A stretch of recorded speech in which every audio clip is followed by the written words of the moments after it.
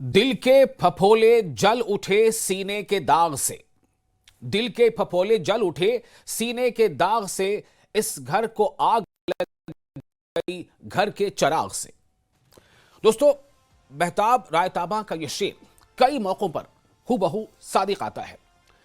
दरअसल मामला यह है कि जब कभी भारत में कोई ऐसी कार्रवाई, कोई ऐसी वाकया या कोई ऐसा हादसा पेश आता है जो लोगों की जानें तक ले लेता है, और जब पता यह चलता है कि इसे अंजाम देने वाला कोई भारतीय ही है, तब इस तरह के शेर की याद आती है। जब कहीं कोई आतंकी घटना होती है और जब पता चलता है कि हो ना हो इसमें इसको अंजाम देने वाला कोई भारतीय ही है, कोई हिंदुस्तानी है, तब फिर यह शेर याद आता है। दरअसल हमने जिक्र इसका इसलिए किया है कि ऐसे हादसे जो भी हालिया रूनुमा हो रहे हैं, जो भी आपने हाल में सुना, दिल्ली के लाल किले के पास धमाका हुआ जिस पर इल्जाम वो भी भारतीय करने वाला डॉक्टर, मैंने इल्जाम के लिए इस्तेमाल किया, जिनकी जाने गई वो भी भारतीय, हिंदुस्तानी, इसी देश के, इसी मुल्क के। लेकिन अब उसके बाद जिस तरह से बयानबाजियों का दौर शुरू हो चुका है, एक तरफ तो जो सुरक्षा एजेंसियां हैं वो इसके तार खगाले में जुड़ी हैं, वो इसके नेटवर्क तक पहुंचने में जुड़ी हैं कि कहां कहां इसके नेटवर्क फैले हैं, कहां कहां कौन कौन इसमें जुड़ा है, कौन कौन व्हाइट कॉलर ऐसे लोग हैं जो दिख तो नहीं रहा कि वो हमारे को नुकसान पहुंचा सकते हैं, देश को नुकसान पहुंचा, लेकिन ऐसा हो रहा है। तो इस पर जो अब बयानबाजियों का सिलसिला शुरू हुआ है, उस पर भी सवाल खड़े हो रहे हैं। सवाल इस पर खड़े हो रहे हैं कि क्या ये जो बयान है इसके लिए मुनासिब वक्त है। सवाल इसलिए भी खड़े हो रहे हैं कि क्या इस बयान से कहीं ना कहीं कुछ ऐसे लोगों को जिनके इरादे नेक नहीं है, क्या जाने अनजाने तौर पर उनकी हिमायत हो रही है। कई सवाल हैं, कई जवाब भी हैं। आज हम इसी पर चर्चा करेंगे कि दरअसल जो उसका मरकजी मौजू वो यही है कि आतंक पर सियासी बयानबाजी क्यों।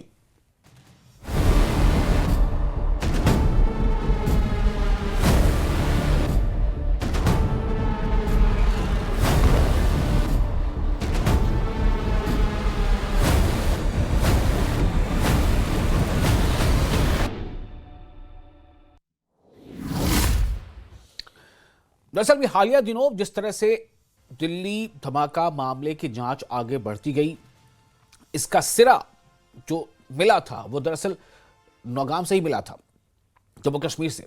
उसके बाद फिर वो उसमें लगातार सुरक्षा एजेंसियां जो हैं उसकी जांच को आगे बढ़ाती गई। कई रियासतों से राब्ता किया गया, दिल्ली, फरीदाबाद, कई चीज़ें सामने आई हैं।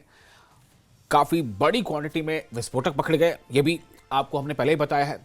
बहरहाल अब जिस तरह से इस मामले में कई नाम सामने आते जा रहे हैं, और ये हैरानी इस बात पर हो रही है लोगों को कि कोई पढ़ा लिखा, कोई इंजीनियर, कोई डॉक्टर, वो कैसे इससे मुलविस हो सकता है।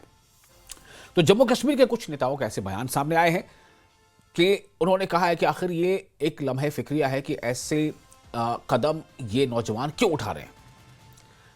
अब इस बयान पर भी सवाल बयान उठ रहे हैं, तो हम उसको समझने की कोशिश करेंगे कि दरअसल ये बयानबाजी एक ऐसे मौके पर जब मुल्क में हर शहरी इस फिक्र में मुब्तला है कि आखिर ये क्यों हो रहा है, कैसे हो रहा है, और ये बयान क्या कुछ चिंगारी का काम कर रहे हैं, हम इसको समझने की कोशिश करेंगे। हमारे साथ कुछ खास मेहमान हैं। Altaf Thakur, spokes person BJP, Jammu Kashmir BJP की, वो हमारे साथ जुड़ चुके हैं। तो आसिफ शाह जुड़ चुके हैं, लीडर्स हैं, सीनियर लीडर हैं पीडीपी के। और कुछ देर में हमारे साथ एक और मेहमान होंगे, फिदा फिरदौस, सोशल एक्टिविस्ट है, और साथ ही हमारे साथ होंगे कार्तिक चोपड़ा, जो पॉलिटिकल एनालिस्ट हैं। सबसे पहले मैं आइए आपको एक बयान सुनाता हूँ। वो महबूबा मुफ्ती ने जो बयान दिया है, महबूबा मुफ्ती का जो बयान है वो उसी पर अब जो है सवाल खड़े होने के आखिर इस बयान के क्या माने, मतलब है एक बयान क्यों दिया क्या, और इस तरह से जो सियासी बयानबाजी अब होगी तो क्या इस बयानबाजी से कुछ और ऐसे मामले जो है वो कहीं बढ़ेंगे या वो कम होंगे, या ये क्या मुनासिब है ये सवाल या ये बयान ऐसा वक्त। सो ये क्या कहा महबूबा मुफ्ती ने इस तरह का जिक्र करते हुए। जम्मू कश्मीर को खून खराबे से बाहर निकालने के लिए ये बीजेपी वाले, मुझे लगता है ये शायद नेशनलिस्ट हैं। इनको मुल्क का दर्द है, क्योंकि उन्होंने वाजपेयी जी का दर्द देखा था। तो आज मैं उसी बीजेपी से कहना चाहती हूं, अगर आप में से किसी लीडर के दिल में दर्द है इस मुल्क का, क्योंकि खाली जब जम्मू कश्मीर में नौजवान पढ़ा लिखा डॉक्टर अपने ऊपर आरडीएक्स बांध के अपनी जान उड़ाएगा, उसके साथ कई लोगों को उड़ाएगा, तो मुल्क में तो कोई सेफ्टी नहीं है। आप तो सिर्फ हिंदू मुस्लिम करते रहोगे, आपको बेशक वोट मिले। तो आपने सुना महबूबा मुफ्ती ने क्या कहा। दरअसल महबूबा मुफ्ती ने और भी कुछ बातें कही हैं और मैं चाहूंगा कि आप जरा उसे भी सुन लें ताकि ये बात बिल्कुल क्लियर हो कि उन्होंने क्या कहा। बात ये ना हो कि हमने आधा सुनाया या पूरा सुनाया। तो उन्होंने आगे और क्या कहा है महबूबा मुफ्ती ने, वो बयान भी आपको हम सुनाते हैं। उसके बाद अपने मेहमानों से इस पर हम सवाल जवाब करेंगे, बातचीत करेंगे। तो सुनिए महबूबा मुफ्ती ने कुछ और इसी से जुड़ी जो बातें आगे कही हैं वो भी सुनिए। हिंदू मुस्लिम सिख ईसाई सब भाई भाई की तरह रहते थे, मगर आज पूरा जहर आलूद माहौल बन गया और कहीं ना कहीं वो जहर आलूद माहौल भी जिम्मेवार है जो आज कश्मीर के नौजवान अपने रास्ते से अलग होके कोई खतरनाक रास्ता इख्तियार कर रहे हैं। मैं उन नौजवानों के जो ऐसा करते हैं उनको दोबारा बोलना चाहती हूं कि आप जो करते हैं वो हर हिसाब से गलत है। तो सुना आपने महबूबा मुफ्ती ने जो बयान जो दिया है, जो बातें उठाई। उनका ये कहना है कि आखिर ऐसे हालात क्यों है, ये माहौल जो है वो जहर आलूद कैसे हो गया, किसने किया, कई तरह सवाल उठा रही है। उनका कहना है कि क्यों ऐसा है कि पढ़ा लिखा नौजवान जो है वो ऐसे कदम उठा रहा है। फिर वो ये भी कह रही हैं कि मैं उन नौजवानों से जिन्होंने भी ऐसा काम किया या जो ऐसी सोच रखते हैं उनसे कहना चाहती हूं कि ये किसी भी सूरत सही नहीं है, ये गलत है। लेकिन अब चूंकि सियासत जो है उसको जो है उसकी कई तरह की तारीफें हो सकती हैं। सियासत को समझना और सियासत का सबसे बड़ी बात यही होती है कि टाइमिंग, मौके पर कोई बात कहना। तो क्या ये मौका मुनासिब है इस तरह की बात करने का, या जो उन्होंने कहा है वो सही कहा, जो उन्होंने कहा वो वक्त मुनासिब नहीं है, गलत कहा? ऐसे कई सवाल उठ रहे हैं। मैं इसका सीधे जो हमारे मेहमान हमारे साथ जुड़ रहे हैं उनके बीच इसको लेके जाता हूं कि वो अपनी क्या राय रखते हैं। सबसे पहले मैं अल्ताफ ठाकुर साहब आपके पास में आऊंगा। मैं चाहूंगा आप ये बताएं, चूंकि महबूबा मुफ्ती ने बराबता आप जिस जमात से ताल्लुक रखते हैं उस पार्टी का नाम लेकर उन्होंने कहा है कि ऐसे हालात क्यों हैं, तो क्या है आपका फर्स्ट रिएक्शन? देखिए विशाल जी, जहां तक अभी महबूबा जी का स्टेटमेंट आया है मैं समझ रहा हूं अच्छी तरीके से, और महबूबा जी और उनकी पार्टी वही है जो टेररिज्म को ग्लोरीफाई कर रही है, जो टेररिस्ट को ग्लोरीफाई कर रही है। और ये ऐसे नहीं है, बहुत पहले से। देखिए दहशत गर्दों के कब्रों पर रोने कौन जाता है? महबूबा जी और उनकी पार्टी। अब परसों से जो आप देख रहे हैं इन्वेस्टिगेशन चल रही है, अभी पकड़ते ही है तो महबूबा जी क्लीन चिट देती है कि क्यों पकड़ा इनको। देखिए देश को दहलाने की बहुत बड़ी साजिश थी। अभी आपके ही चैनल से भी अनाउंसमेंट हो रही कि 32 गाड़ियां यूज करनी थी जिसमें यह मवाद भरना था और देश को दहलाना था। लेकिन जम्मू कश्मीर पुलिस और बाकी एजेंसियों की बरवक्त कार्रवाई से चलो टल गया, लेकिन दिल्ली में तो कम से कम वो कामयाब है। लेकिन मुझे एक चीज बताइए, पुलिस कहां से इन्वेस्टिगेशन शुरू कर देगी? जिसने ये किया है उसके यार दोस्त पड़ोसी, उनसे ही तो पूछताछ करेगी। और जहां तक महबूबा जी का ताल्लुक है, देखिए मेरे घर में बच्चा है, क्या मुझे पता नहीं है वो बच्चा क्या कर रहा है, वो कमरे में क्यों बैठा है, बाहर क्यों नहीं निकलता, कहां उनकी एक्टिविटीज क्या है? बॉडी लैंग्वेज से तो पता चलता है। जब तक पुलिस को आप खुली छूट नहीं दोगे, इन्वेस्टिगेशन में आप इंटरफेयर नहीं करोगे, तब तक इस मॉडल को कैसे बर्स्ट किया जा सकता है। और दूसरी बात, जहां तक महबूबा जी कह रही है कि भारतीय जनता पार्टी हम समझते हैं नेशनलिस्ट, हमें इस पार्टी से नेशनलिज्म सीखने की जरूरत है। जो दहशतगर्द पार्टी है, आतंकवादी पार्टी है, हाफिज सईद और अजहर मसूद के रिश्तेदारों की पार्टी है, ऐसे ऐसे बिहेव करते। इससे हम नेशनलिज्म सीखे। ये तो यही महबूबा मुफ्ती है ना जिसने कहा था तिरंगा उठाने के लिए कोई हाथ नहीं बचेगा। हमें दहशतगर्दी को खत्म करना है, ये लास्ट स्ट्राइक होगी। और थोड़ी महबूबा जी के एतराज करने से हम इन्वेस्टिगेशन रोकेंगे। जो ये व्हाइट कॉलर ओके अल्ताफ साहब, डॉक्टर हो, ठीक है, फर्स्ट राउंड ले लें। पीडीपी के भी हमारे साथ सीनियर लीडर मौजूद है, तौसीफ शाह साहब, योर रिएक्शन। महबूबा मुफ्ती ने क्या कहा, क्यों कहा, क्या ये मुनासिब वक्त था, क्या ये सही कहा? बहुत सारे सवाल उठ रहे हैं और अभी आपने सुना अल्ताफ ठाकुर ने क्या जवाब दिया है। देखिए वासुदेव साहब, जो ठाकुर साहब ने बोला है, इन्होंने इनके दिमाग में जो इनको सही लगा वो उन्होंने बोल दिया। तो मैं अपनी पार्टी का पॉइंट रखते हुए आपसे ये कहता हूं कि जो महबूबा मुफ्ती ने जो बोला है वो उन्होंने ये बोला कि ये समझने वाली बात है कि जिसने ये काम किया है उसे नहीं करना चाहिए। ये बहुत बुरा एक्ट है, ये बहुत, this is simply a heinous crime. But उन्होंने ये भी साथ में बोला है कि जो इनकी फैमिलीज हैं उन्हें तंग ना किया जाए। हमारा ये अभी ठाकुर साहब बोल रहे थे कि अभी घर में बच्चा है तो आपको मालूम नहीं है कि घर में बच्चे क्या कर रहे हैं। तो भाई मुझे एक चीज बताइए आप कि जिनके बच्चे ड्रग एडिक्ट्स बनते हैं तो आपको तो ये सवाल पहले उनसे करना चाहिए। जिनके बच्चे चोरियां करते हैं ये सवाल उनसे करना चाहिए। ये बच्चा बाहर जाके क्या करता है ये जस्टिफाई कर रहे हैं। देखिए मैं यही आपसे कह रहा हूं कि नेशनल मीडिया पर बैठ के बीजेपी जस्टिफाई कर रही है कि यानी माँ बाप की भी इसमें गलती है। तो इसका मतलब ये है कि अगर अल्ताफ ठाकुर का बेटा कल गलती करता है तो उसे नहीं अल्ताफ ठाकुर को सजा मिलनी चाहिए, इसका यही मतलब है। या तो दूसरा जो जो हमारी महबूबा मुफ्ती साहिबा ने कहा, ये सोचने समझने वाली बात मैं है जिम्मेदारी कि लूंगा, हाँ, लेकिन कैसे कैसे बात पॉसिबल है? आपका बच्चा आतंकवादी बन रहा है, सुसाइड बम्बर बन रहा है, और देश के टैक्स से वो डॉक्टर बन रहा है, देश के लोग उसको टैक्स दे के डॉक्टर बना रहे, और आप उनको क्लीन चिट दे रहे हैं। ये नहीं होना चाहिए। आतंक का हर एक जहां से आतंकवाद ऑपरेट हो रहा है, आतंक की हर एक निशानी को मिटाना चाहिए। मुझे मेरी बात पूरी मिटाना करने है दीजिए। आतंक की हर एक निशानी को। ठीक है, मुझे मेरी बात पूरी करने दीजिए। देखिए ये स्टेज तो नहीं है कि यहाँ पर जलसा करें हम या लेक्चर करें, ये वो स्टेज नहीं है। यहाँ पर अरे जलसा नहीं है, अपना आपकी लाइन, आप सिक्योरिटी में इंटरफेरेंस कर रहे हैं, आप दहशतगर्दों को ग्लोरीफाई कर रहे हैं, और आप यहाँ तकरीर करने बैठे। देखिए मेरे कहने का ये मतलब है कि जिसने ये गलती की है उसके साथ आपको क्या करना है उसमें किसी को कोई आपत्ति नहीं है, उसमें किसी को कोई दिक्कत नहीं है आप क्या करना चाहते हैं उसके साथ।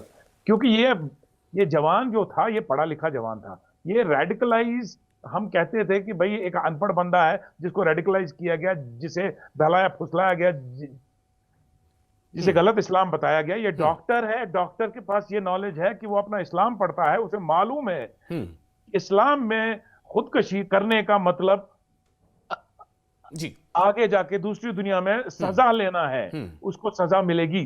पर हमारा कहना है कि उसकी फैमिली ने क्या किया।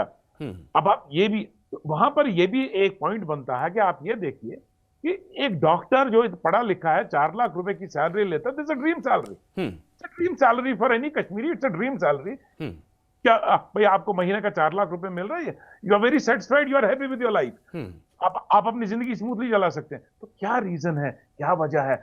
अब आप मुझे एक चीज बताइए कि मैं यही सवाल मैं अब ठाकुर साहब से भी अभी कर रहा हूं और जितने भी पैनलिस्ट यहाँ पर बैठे हुए हैं, आप मुझे बताइए कि जो जिस चीज को ये जस्टिफाई कर रहे हैं कि इनकी फैमिली के साथ ब्लास्ट जो किया, इनके घर को जो ब्लास्ट किया गया, इसका बाप मरीज है, इसका बाप क्या उसका दिमागी संतुलन बराबर नहीं है, इसकी माँ गरीब है, वो लोगों के घरों में छोटा छोटा काम कर करके उसने अपने बच्चों को डॉक्टर बनाया। तो क्या वजह है? ये जो आपने ये ब्लास्ट किया, ये ब्लास्ट की वजह से जो नेबर्स हैं, क्या उनके दिमाग में आपने डाला? क्या मैं वासिल साहब को या क्या मैं अभी ठाकुर साहब को रोक सकता हूं कि ठाकुर साहब बीजेपी ज्वाइन मत कीजिए, बीजेपी मेरे हिसाब से सही पार्टी नहीं है? क्या या ठाकुर साहब मुझे बोल सकते हैं कि भाई आप पीडीपी ज्वाइन मत करो, जब मैं इसके ऊपर कुछ नहीं बोल सकता, ये मेरे ऊपर कुछ नहीं बोल सकता? आप कैसे ये सोच सकते हैं कि एक बालिग बच्चा जो एक इंडिपेंडेंट बच्चा है उसका बाप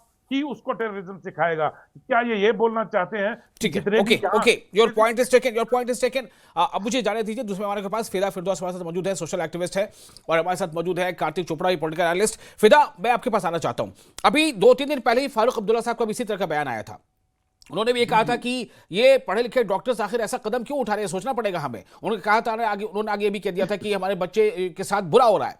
तो और महबूबा मुफ्ती भी अब ये सवाल उठा रही है। फिदा, मैं जानना चाहता हूं कि क्या ये तमाम बयानात सही वक्त पर सही बयान है, या गलत वक्त पर सही बयान है, या गलत वक्त पर गलत बयान है? नहीं, बिल्कुल सही फरमाया आपने। सबसे पहले ये स्टोरी रिवील करने के लिए मैं आपका बड़ा शुक्रगुजार हूं। Number second, we must reject and deject all forms of terrorism. Killing of any innocent people. This is the terrorism. And जो दिल्ली में हुआ, that was a terrorism. जो पहलगाम में हुआ, that was a terrorism. And we should not link intellectualism with the terrorism, because there are intellectual people who are the nation builders. If we don't have intellectual people, how would our nation build progress? How we will be dreaming of Viksit Bharat? See, हमें without poking my nose into the political affairs, but मैं ये कहूंगा कि हमें कड़े अल्फाजों में, कड़े लफ्जों में टेररिज्म को रिजेक्ट करना चाहिए, डिजेक्ट करना और कंडमनेशन करनी चाहिए।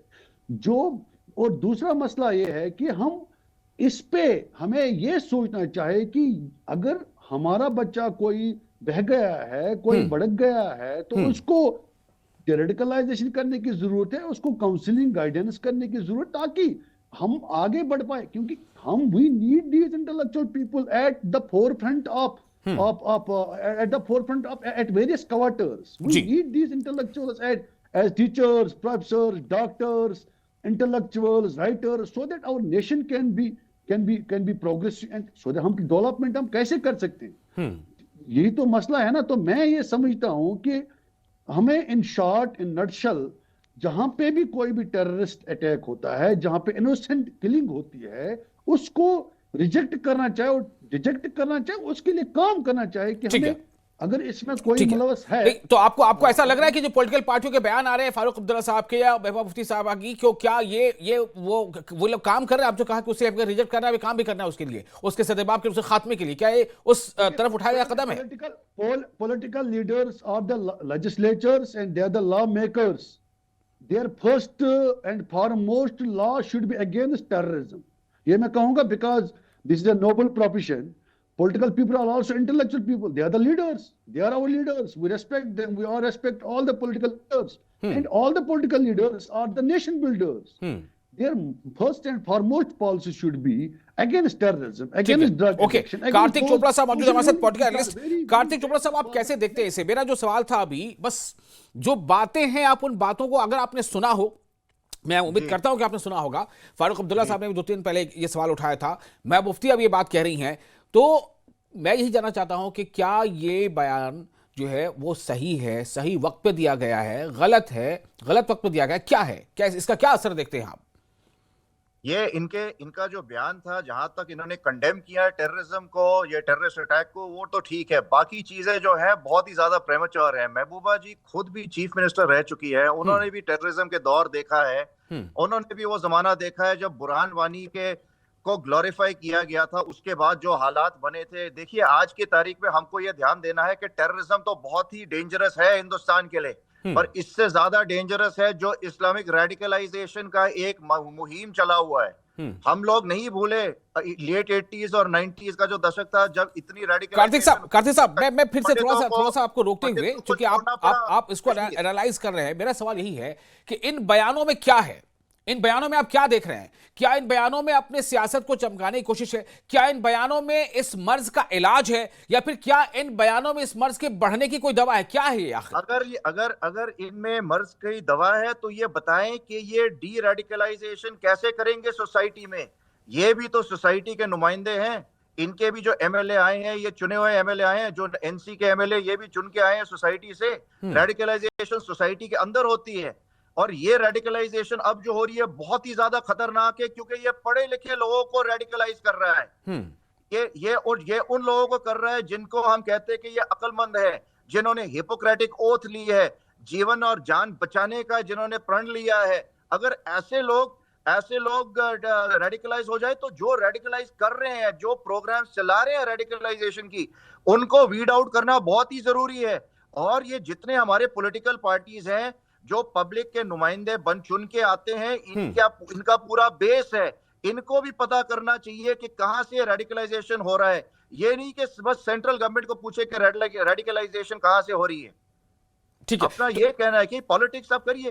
फारूक साहब सीजन्ड पॉलिटिशियन है, पर अभी इन्वेस्टिगेशन शुरू ही नहीं हुई कि उन्होंने पाकिस्तान से प्यार। लेकिन मेरा एक सवाल यहां पे है, एक छोटा सा सवाल, उसका जवाब दे दीजिए, फिर मैं दूसरे सवाल पर जाता हूं। उन्होंने, देखिए महबूबा मुफ्ती जो सवाल उठा रही हैं, जो फारूक अब्दुल्ला ने भी इशारा में एक बार फारूक अब्दुल्ला तो खैर कह ही दिया, उमर अब्दुल्ला भी कह रहे थे कि भाई तमाम जम्मू कश्मीर का हर एक बाशिंदा जो है वो आतंकवादी नहीं है, हम जम्मू कश्मीर के शहरी हैं, जो गलत है वो गलत है, जिससे गलत किया उसको सजा मिलनी चाहिए, लेकिन तमाम लोग इसके जो है वो आतंकवादी नहीं है।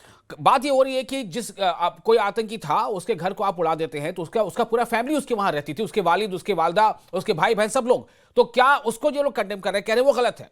आप उसे कैसे देखते हैं?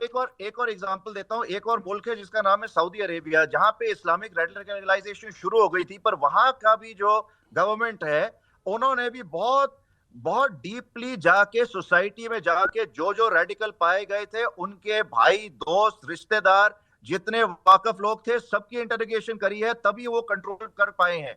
जब इन्वेस्टिगेशन होती है तो इन्वेस्टिगेटर्स को अपना काम करने दीजिए, ठीक है। उस टाइम आप दखल अंदाज मत ओके करिए। ओके, तो आसिफ शाह साहब, मैं आपके पास फिर वापस कोई- आ रहा हूं, फिर और इससे कोई पहले कि आपके पास वारदात- वापस फिर आऊं, कोई एक बार फिर से वारदात अल्ताफ हो ठाकुर साहब के पास आ जाता हूं। अल्ताफ ठाकुर जी, फिर कोई वारदात हो जाए तो अल्ताफ जी, कौन होगा? जी बिल्कुल, नहीं आपकी बात क्लियर हो गई। अल्ताफ जी, सवाल यहां पर यह है कि आप क्या कर रहे हैं? जो उन्होंने कहा कि अगर अल्ताफ ठाकुर का बेटा कुछ गलत करेगा तो क्या अल्ताफ ठाकुर उठा के ले जाया जाए, अल्ताफ ठाकुर जिस घर में रहते उस घर को गिरा दिया जाए, ये सवाल उठा रहे तो आसिफ साहब। बिल्कुल विशाल जी, मेरा बेटा गलत करेगा, मेरा बेटा आतंकवादी बनेगा, उस बेटे को भी सजा मिलनी चाहिए और मुझे भी सजा मिलनी है, क्योंकि मेरा फर्ज है, मेरा बेटा है, उसको अच्छा रास्ता दिखाना, ये मेरा फर्ज है। और दूसरी बात देखिए, अभी इन्वेस्टिगेशन ही शुरू नहीं होती और ये पॉलिटिकल पार्टियां उसकी बचाव में आती है, ये बेकसूर था, वो बेकसूर था, इसने ये कर दिया। मुझे एक चीज बता दी, हम भारत में जम्मू कश्मीर में पाकिस्तान की कोई निशानी हम जिंदा रख सकते हैं, और ये वही घर है जहां से भारत के खिलाफ साजिशें होती है, जहां भारत को दहलाने की साजिशें की जाती है। क्यों नहीं, मुझे as a father, as a parent, मुझे जिम्मेदारी लेनी पड़ेगी अपने बच्चे को सुधारने की, और मुझे अपने बच्चे को रेडिकलाइजेशन से बचने के लिए बोलना पड़ेगा, बेटा 72 हुरे और जन्नत खुदकश हमला करने से नहीं मिलती है। इस्लाम में खुदकशी हराम है, मकरू मर जाता है, वो ये इस्लाम है। मुझे कहना पड़ेगा, हूर हासिल करने के लिए मां बाप की खिदमत करनी पड़ेगी, हुब्बे वतनी का जज्बा, देश की खिदमत करनी पड़ेगी, हूर हासिल करने के लिए शादी करनी पड़ेगी। 72 हुरे और जन्नत आपको लोगों को मार के नहीं मिलने वाला है, ये इन पॉलिटिकल पार्टियों को भी आगे आके कहना पड़ेगा। ठीक है, तो आसिफ शाह साहब, आपने जवाब सुन लिया, कुछ कह रहे हैं आपको?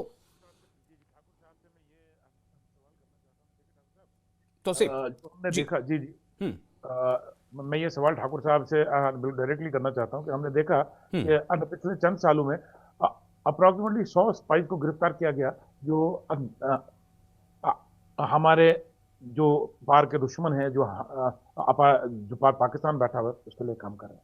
तो 100 में से ये स्टैटिस्टिक्स आया, ये डोवल जी ने एक स्टैटिस्टिक्स दिया था उसका, कि इसमें से अप्रोक्सीमेटली जो 90% लोग हैं वो मुसलमान नहीं है, वो गैर मुसलमान मजहब से हैं, चाहे हिंदू, चाहे सिख, चाहे किसी और मजहब से भी हो सकते हैं। मगर जो इसमें से जो अपने 65 लोग हैं, 100 में से 65 लोग बीजेपी और आरएसएस के साथ रिलेटेड है, जो इनके दफ्तरों में भी काम किया करते थे। तो ठाकुर साहब से मेरा ये डायरेक्ट सवाल है कि आप ठाकुर साहब मुझे बताइए कि क्या हमने आपके शायद तंजीम को डिसमेंटल किया, क्या हमने आपकी तंजीम पर बैन लगाने की डिमांड की, क्या हमने आपके घरों को डिमोलिश करवा दिया? ये तो देखिए, इसने एक हमला किया, इसने एक अपना खुदकश हमला किया, 10 लोगों को मार दिया, मगर जो स्पाई है वो लाखों लोगों को डुबा के ले जाता है, वो पूरी कौम को डुबा के ले जाता है अपने साथ। आफाक साहब, अब मैं आपकी बात का जवाब दूंगा। देखिए, आप में उतनी औकात नहीं है, 2.5 से 3.5 एमएलए हो गई कि आप हमें डिमोलिश करो और आप हमें कुछ करो, औकात नहीं है आपकी उतनी। आप मत कह के एक एमएलए आपने हासिल किया, की बात मत कीजिए, मैं कौमियत की बात कर रहा हूं। कुछ उधार के वोट है, और आपके बीच आप हमें इल्जाम क्यों लगा रहे हो? वही बड़ा कौन है? सबसे बड़ा आतंकवादी है, 2.5 साल के बाद चुप कर रहा है। कौन है वही बड़ा आतंकवादी है? आतंकवादी के बाद वही बड़ा पे उंगली उठाना और आरएसएस पे और बीजेपी में उंगली उठाते हो। ठाकुर कौन है वही बड़ा? ये बता लिया वही बड़ा कौन है? क्या वो आतंकवादी नहीं है? क्या वो पकड़ा नहीं गया? औकात नहीं है आपकी। सवाल का कोई जवाब नहीं है। 3.5 नंबर की पार्टी हो, जब किसी से उधार सवाल का वोट मिला है आपको, और आप हमें कह रहे डिमोलिश क्या करेंगे आप? किसको डिमोलिश करोगे? किसको डिमोलिश करोगे आप? किसको डिमोलिश करोगे? औकात है आपकी, उतनी औकात है, हमें डिमोलिश करोगे? अल्ताफ साहब एक मिनट, किसको डिमोलिश करोगे? अल्ताफ साहब, बात करने का सलीका नहीं है, अल्ताफ बात साहब, करने का तरीका नहीं है। किसको डिमोलिश करोगे? आतंकवादियों को सपोर्ट करते हो और आरएसएस में इनका कच्चा चिट्ठा वही निकलना होगा तो कौन है? निकलवा देते हैं। इनका कितनी देर बाद निकल रहे हैं? बीजेपी ज्वाइन करने से पहले क्या काम किया करते थे या कश्मीर यूनिवर्सिटी में, वो कच्चा चिट्ठा। ये आप सवाल का जवाब दीजिए, जो स्पाइस थे उन स्पाइस के खिलाफ आपने क्या किया? वहां भी आतंकवादी ने कर दिया, वहां भी आतंकवादी ने कर दिया। बीजेपी और आरएसएस ने क्या किया? आप उसी तंजीम के साथ जुड़े हैं जिस तंजीम ने शाहबानों के रेपिस्ट कम को दहशत खून की गर्द माला तंजीम पहनाई। के साथ नहीं आप जुड़े मुझे हो। ये बात मत और कहिए। क्या मैं आपसे कहो, तरीके से ज्यादा बात उड़ो कर रहा हूं, मत, आप उड़ो तरीके से मत बात ज्यादा, करिए। उड़ो मत ज्यादा। और ठीक हमें है, डिमांड ओके करने ओके, के लिए अल्ताफ निकले हो। साहब देखिए, हमें डिमांड करने के लिए निकले हो। अल्ताफ जी, तौसीफ जी, आप सब लोग से मैं यही आशा करता हूं कि अपने शब्दों का चयन ठीक से कीजिए, शब्दों का चयन ठीक से कीजिए, अल्फाज तो मुनासिब इस्तेमाल कीजिए आप लोग, ठीक है? मालूम नहीं है कैसे। चलिए ओके। और इसमें बात औकात की नहीं होती, ये बात रूल रेगुलेशन की होती है, बात औकात की नहीं होती, रूल रेगुलेशन की बात होती है। हमारे पास अपना इंस्टीट्यूशन है, हमारे पास कानून के रेगुलेशंस हैं, रूल रेगुलेशन है। चलिए, बहुत शुक्रिया, वक्त अब ज्यादा नहीं है आप लोगों से बातचीत करने का। फिलहाल आप तमाम लोगों का बहुत शुक्रिया, इस बहुत ही हसास मौजू पर आप लोगों ने अपनी बात रखी है। दरअसल जो मैंने पहले कहा था, वो जो शेर पढ़ा था मैंने कि दिल के फफूंद जल उठे सीने के दाग से, इस घर को आग लगी घर के चिराग से, ऐसा नहीं होना चाहिए। और जहां तक मुमकिन हो हमें इसके लिए हर वो रास्ता अपनाना चाहिए ताकि हम मुल्क में अमन और शांति कायम कर सकें। बहुत शुक्रिया।